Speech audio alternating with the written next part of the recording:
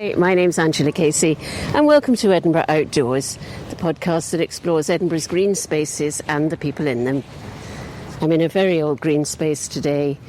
I'm at Greyfriars Kirkyard and I'm meeting Mark Hatton, who is a member of the Friends of Greyfriars Kirkyard, and we're going to talk about history. I might ask him about Harry Potter. We might talk about dogs and we might talk about ghosts. But I'm going to find out all about what's involved in being a friend of Greyfriars Kirkyard. So welcome to Edinburgh Outdoors, Mark Hatton. Thank you very much. It's a pleasure to be here. It's really nice to be here, and I've seen you working already. As I was setting up, I could see you walking around, clearing up. Picking up the evening's litter. Yeah. Sometimes that can be slightly more exciting. But you're not here every day, are you? No, not every day, but every day I can. I try and pop in early in the morning and just have a bit of a clean-up, particularly when the weather's good, because the amount of litter that can be left over an evening and into the night, sadly, can be sometimes quite considerable, particularly when the blackbirds or the crows and the squirrels then empty the bins and spread that litter around. Maybe a good place to start is what this was before it was a graveyard. Because this was the green lungs of the city of Edinburgh. This is the only public green space in Edinburgh for centuries. All this densely packed population almost kettled within the city walls because they had to pay to get out and pay to get back in. So, most of them never left. So within their world, there was some very posh gardens tucked away behind the closes and what have you. But they were very private, very much guarded spaces for wealthy families to have. The vast majority of the people who lived in Edinburgh had, what access would they have had to grass? So see that wee little sign there? That's what this place was before it was a graveyard. So it was a farm. It was a farm? It was a farm. So it's called the Greyfriars Gardens. The priories don't have gardens for fun. It's an allotment, and they're growing food and medicine. And that's the pharmacy of the day, where they're growing the plants that have medicinal qualities, and then they're growing food, because the friars are social workers.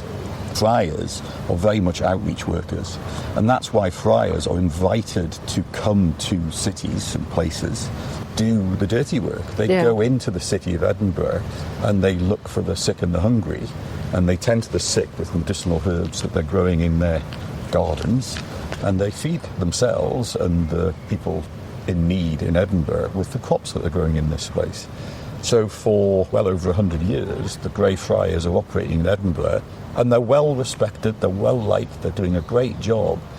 And so their name has lived on well after they were no longer acceptable to the reforming mob who found any things that represented Catholicism, papacy. They were being expunged from Edinburgh and Scottish society, but their name lives on in this place. Where did they live? So it's one of the interesting facts is that we really aren't sure where their friary was. Most theories have them down towards the Grassmarket at the sort of north end of this site. Although I think there is some recent evidence that we've been looking at that suggests they might be underneath the kirk. There's a few structures within the kirk, the base of the pillars, some of the wall plates, particularly at this east end, have got a sense of antiquity that is older than the church itself.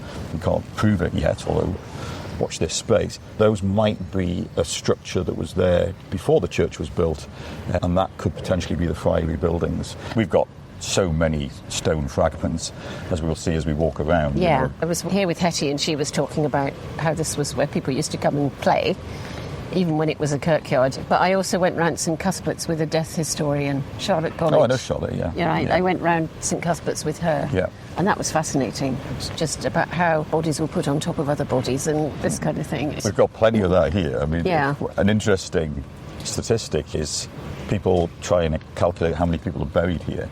The records that we do have a recurring average number each year of about 1,000 burials. But if you think there's an average of 1,000 a year, And this was the principal bury ground for the city of Edinburgh for 300 years. And we also believe there was quite a lot of the earlier burials at St Giles that would be quietly reinterred here. So if you add all that in, and then the odd plague where you get big concentrated periods of death which have got to be buried somewhere, not always here but sometimes here, I think 200,000 burials is a fairly conservative estimate. And the other thing that I think is quite shocking to our modern sense is that probably well over half of those are infants. Infant mortality was at a scale that is almost unimaginable today. Edinburgh is a very unhealthy place to live. You know, this is a crowded city with no water supply. All water has to be carried into the city. Living literally on top of each other, sharing so much space and so much air and water, and you're at risk of disease, bacterial and viral diseases that are sweeping through the city in waves. So infant mortality is just horrible. And how long have you been doing this? So I've been coming to Greyfriars on a fairly regular basis for about 6 or 7 years. I started to spend a lot of time in Edinburgh and quickly worked out that the burial grounds were the sort of oases of calm. And I just really enjoyed looking at the stones in those burial grounds and realising I didn't understand them, realising they were trying to speak to me in a certain way. The symbolism, the carvings on those stones were definitely trying to convey a message. And being a curious sort of chap, I sort of dug into it. Not literally. Don't want to dig in a graveyard. No, we don't want that. But you know, I sort of tried to piece together the jigsaw. What I actually found particularly interesting was there are no contemporary accounts of what the symbolism on gravestones means. So you started doing that and then you joined the Friends group. Yeah. So in the early 2020s, and a Friends group was established, and it was a group of people who shared an interest, an affection, a commitment to try and look after this place. And how many people are in the group? So it's like most groups. We've got probably 60 or 70 members. We've got hundreds of sort of followers, as it were, but there's a hardcore team, about a dozen people who are really hands-on, who are in here quite a lot and doing activities in the kirkyard, doing research, doing low-level maintenance, you know, cleaning up, tidying up, basically, and doing a lot of advocacy for the place, telling people about it, helping them understand just how valuable this space is, but also how vulnerable it is, and therefore it needs friends. And you do tours, is that right? So we don't do tours for tourists. No. We very much focus on trying to find local people, particularly people from Edinburgh, who maybe don't know this place particularly well. This is a place where you can learn a huge amount about Edinburgh. I mean, I regularly describe this place as Edinburgh's best library, best museum, best art gallery and best green space. So where are your favourite bits in here? In the kirkyard. Well, I'm particularly drawn to the 17th century mural monuments. So these are the monuments that are built on the walls of the kirkyard. For the first 50 years, say, of the kirkyard being used as a burial ground, we have no memorials. If any were raised in that period, they were cleared away, because John Knox and the reformers in the newly established Church of Scotland preached that whilst people weren't equal in life, they should be equal in death. And so everybody should be buried out with the church, out with the kirk, and in secret. So anonymous burials. But when you get into the early 1600s, few of the wealthy mercantile classes, as it were, of Edinburgh start petitioning Edinburgh Council for the right to raise monuments. The council only allows monuments to be raised on the perimeter walls because the burial ground is being used so intensively for burial that if you start putting headstones on the grass, it'll get in the way of future burials. And what we're doing here is we're looking at one of the earliest. This is George Heriot's mural monument from 1610, and I think this is a really special monument, not just because what it is as it stands there, but what it influenced. I think this starts the practice of raising monuments to the dead which have really interesting symbolism on them. Symbolism that is effectively a sermon in stone, telling you a bit about the person, but fundamentally telling you about the beliefs that that person was prepared for death, had been a good Christian, had made their peace with God and repented of their sins and everything, and it shows that they are going to heaven. So I think the families have raised these sorts of monuments as an expression of status, because they're showing off, but also an expression of optimism, hope, in fact, confidence that their deceased loved ones are now in a better place. So what are the images there that we can see? Yeah, so what we're looking at is a monument built on a wall, and it's like an altar with a niche and a canopy above it. And you might have seen in sort of medieval churches, you'd have a knight in armour lying in that niche, possibly with his wife, possibly, resting his feet on a dog or something. Yes. This is modelled on that format. And then above the canopy, you have a rather large stone face that has got lots of mortality symbols on them. Top left, you've got a hand holding a bell. That's the bell that is rung at the head of the funeral procession. So that's just a reminder that we all end up having a funeral.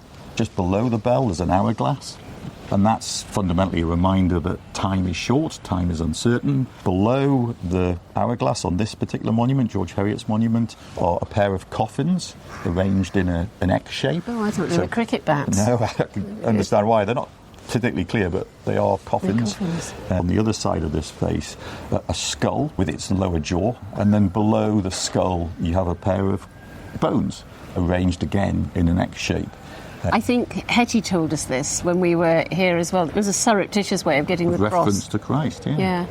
Yeah. I love that. It's one of the ways that you can engage with the past in a more tangible, real way. Because if you think of Edinburgh, where can you go in Edinburgh today where if somebody suddenly transported in time from the 1600s to the 2020s, where could you place them in Edinburgh where they'd go, oh yeah, this looks familiar? Yeah. What I can't see on there at all is his name. So his initials are on there. You see the big G and the H. What's between the G and the H? That's a ring. Because George Heriot was a jeweller. He was a goldsmith and a moneylender. And now, some people will mix this man up with his son. So this is George Heriot Sr., who died in 1610. It was his son, George Heriot Jr., Jingling Geordie, who worked with his brother to get the permission from Edinburgh Council to erect this monument to his father. George Heriot travels down to London and becomes the chief jeweller, pawnbroker, moneylender to the court in London, and so he becomes a very wealthy man, right. And uses some of that wealth in 1610 to erect this monument to his father. But as we know, 15 years later, he needs a lot of money to build Heriot's Hospital. We haven't mentioned that below the ring there's a heraldic shield, which has got the star and the three flowers, and then sticking out of that heraldic shield are a pair of tools that are used for digging in the grave.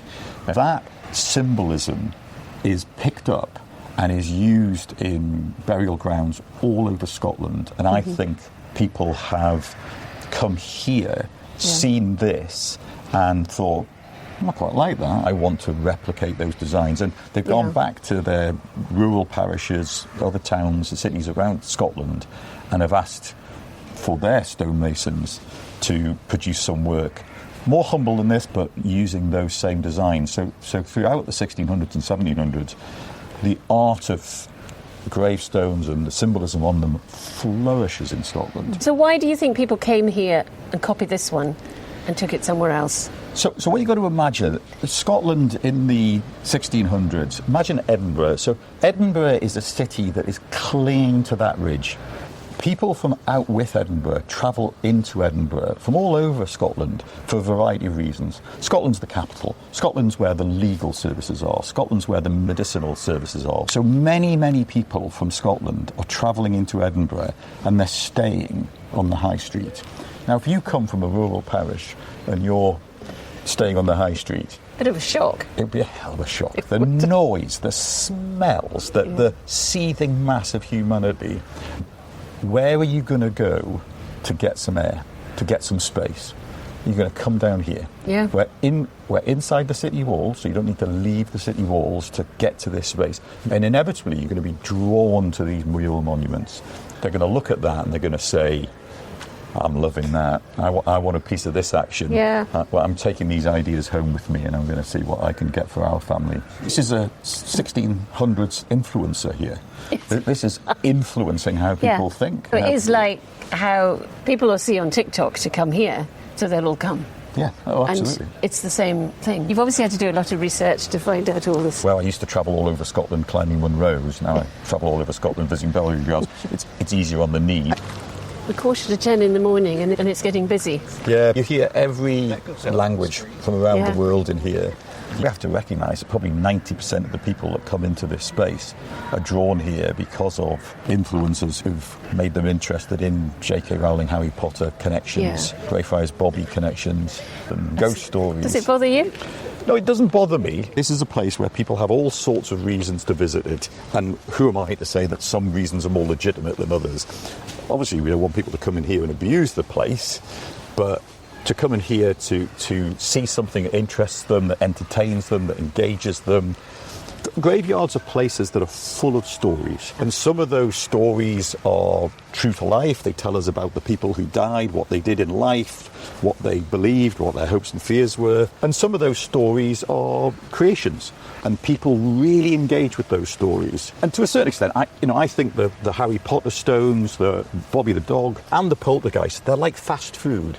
People can consume those stories effortlessly. If you want to engage with the stories about the real history of the place, the mural monuments, the artistry, the symbolism, that's not a quick meal. But the rewards, if you invest that time, are so much richer. Yeah.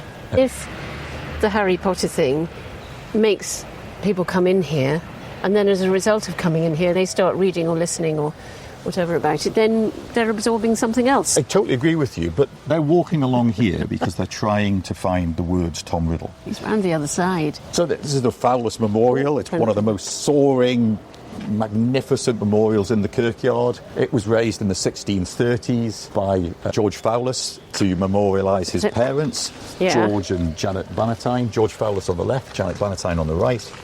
So they're a real power couple. George Bannatyne is a jeweller, a goldsmith, a moneylender. He becomes Master of the Royal Mint. He marries his second wife, actually Janet Bannatyne, in 1603.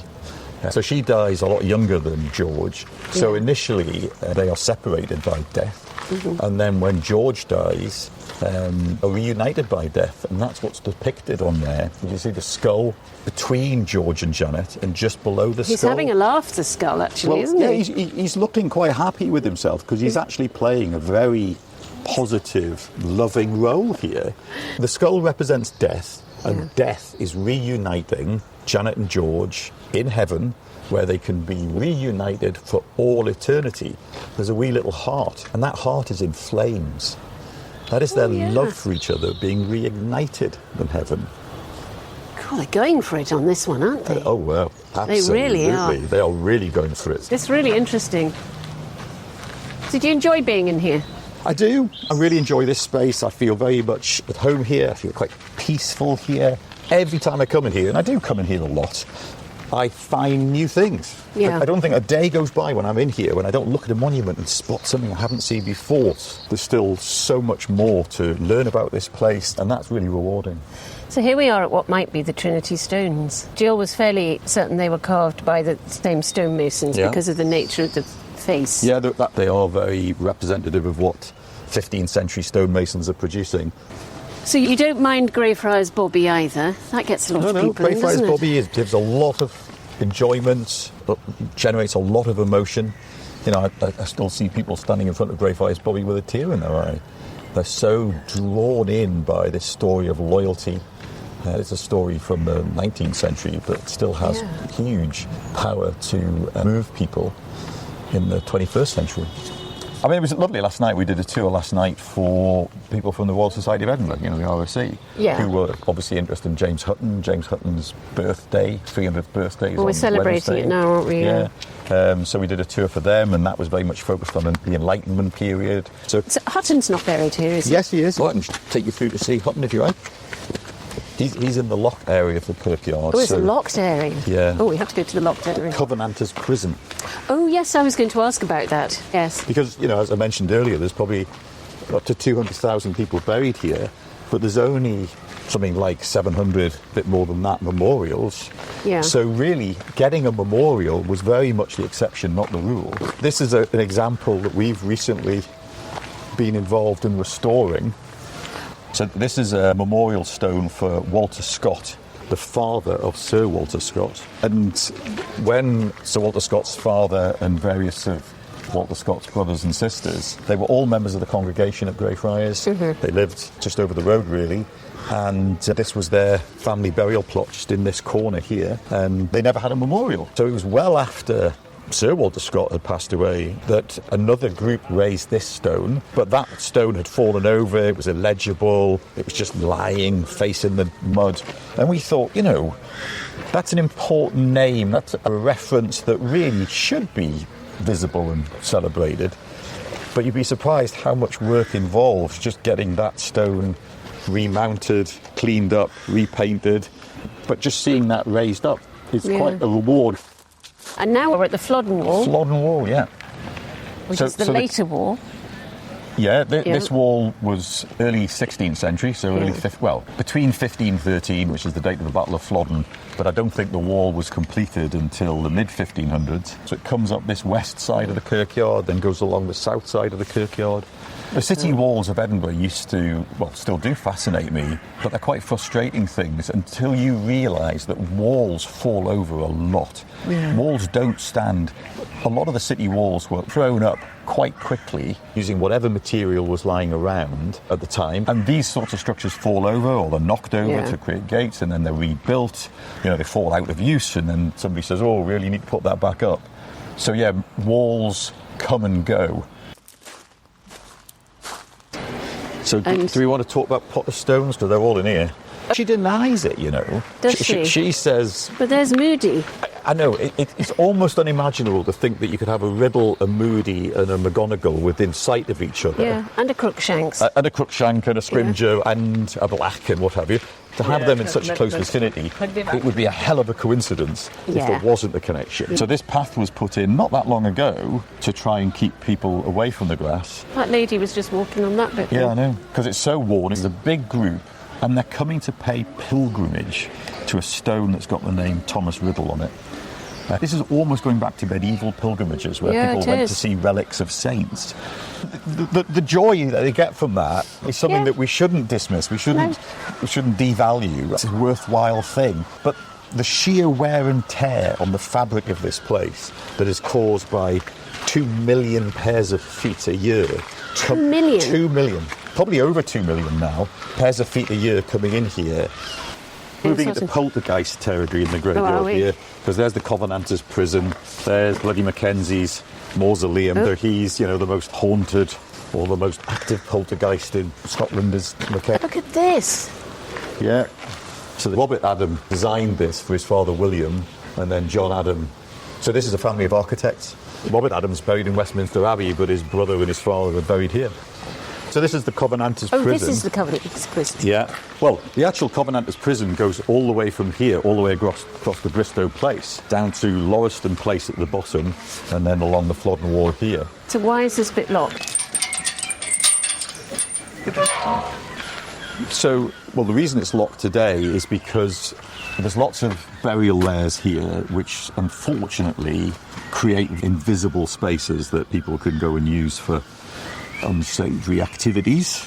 We can arrange private non-commercial tours in here. Yeah. We've done a number of those recently for people who want to see James Hutton's memorial.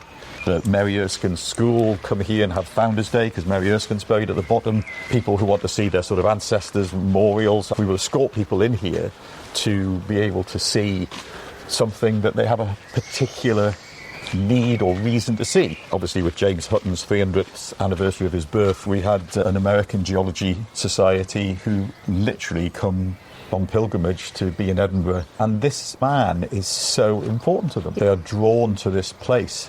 It's interesting, when he was buried here, he had no memorial. This is his mother's family burial plot, the Balfour family. That plaque that we see on the wall there now was raised in 1947. That's a real privilege. Oh, this is very ornate. Mary Erskine, she funded the founding of two schools, the Merchant Maiden Hospital for the orphan daughters of merchants, and the Trades Maiden Hospital, which is the orphan daughter of tradespeople. Hugh Cunningham here spent quite a lot of money on building a very elaborate mural monument for his family Yeah, he's got in a the early fancy one, hasn't he? 1700s. Yeah. With some really extraordinary symbolism. I mean, what does that sort of gurning face, what does that mean? Is that a grotesque? So, ghosts. People come here overnight. They're supposed to be haunted. Is that Yes, right? so there is one particular burial vault in here that City of the Dead tours are using to allow people to get close to sort of poltergeist-like forces. And, you know, there's many references or evidence of people going in there and coming out with bruises and scrapes and scratches and what have you. Whether that's psychosomatic or whether there's something really going on in there. Way above my pay grade to work that out. But, you know, there are people who find that a very, very powerful story. This has a great roof, this one. Now, what I find fascinating, if you're looking around Edinburgh, when we've talked about finding new things in familiar places, have you ever spotted, if you look around Edinburgh, things like that? An oyster shell. And not only do you find oyster shells, but they're in all the walls. Oh, Look at them yes, all. look at that. They're in these walls. So oysters were the snack food of the day. There was millions of oysters being harvested from the Firth of Forth every year. There was big natural oyster beds in the Firth of Forth. So it was quite easy to farm up the oysters, carry them into Edinburgh, and oysters are eaten raw, so you don't need to cook them or anything. A bar or street vendors would have a bucket full of oysters, and then you could buy them very cheaply, a penny an oyster or something. Slurp down your oyster, then just throw the shell away. So Edinburgh had a big problem that oyster shells were discarded in every street corner, every back lane. There'd be a pile of oyster shells, you know, the equivalent of crisp packets and water bottles of today. Oyster shells were the waste product from fast food in the 17th and 18th century. And when stonemasons are building walls in those periods, they're using lime mortar, which is a very sloppy mortar that takes quite a while to set. So they would just pick up oyster shells off the ground and wedge them into the joints to hold that joint apart while the mortar set. So if you look around Edinburgh and you look at older buildings, you'll often find oyster shells peeking back at you. Now I've pointed it out to you, you won't be able to unsee it. You can date a building because the oysters become extinct in the late 18th century. All those oyster beds are so exploited. This chap here, Joseph Black, they're exquisitely serpents. Come and have a look at the... Look at each individual scale, and look at those eyes, and look at that forked It is amazing, tongue. isn't it? So Joseph Black died in 1799, and his stone was raised by friends and supporters. He'd never married, so he had no children. And then this says that the city of Edinburgh, the municipality of Edinburgh, has stored this stone in 1894. So it's interesting that Joseph Black has this stone, Adam Smith had a stone, but James Hutton didn't have one. Possibly because James Hutton wasn't an academic, so he didn't have a sort of university group around him who wanted to memorialise him. But people come from all over the world to see Joseph Black's memorial because he's regarded as a very important chemist. He discovered carbon dioxide and latent heat and various chemical reactions that become really, really important.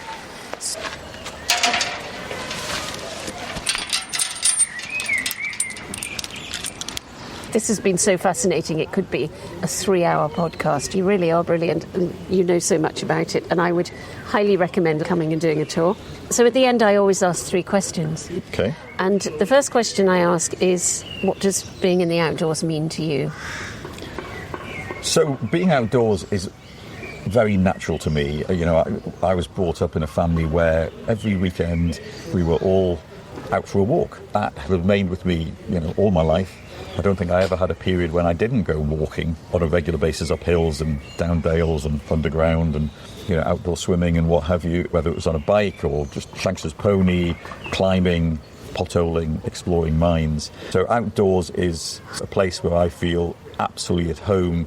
It is my natural environment. I'm completely with you, apart from the potholes. We've got a loud tour group behind us, but was there ever a time when it really helped you, being in the outdoors? Yeah, I think so. I lost both my parents when I was still at university, about 2 years apart. And, you know, back in those days, you didn't talk about it. Nobody sort of asked you, do you need a help? Do you need to talk through this? You were sort of left to your own devices. And I remember going and, you know, walking up a hill But I just sit there on my own and just sort of try and make sense of what was going on. I was outdoors, actually. When I heard my dad had died, I was in Timbuktu. Can you believe? I just graduated and went on an overland arrangement where some people had got together and bought a lorry and 20 of us set off across Africa. And then I got a telegram in Timbuktu saying my father had died. So I literally used to sit in the desert, in the middle of the Sahara Desert, thinking, what has just happened to you? And you had no ability to contact home and speak to your sisters about it.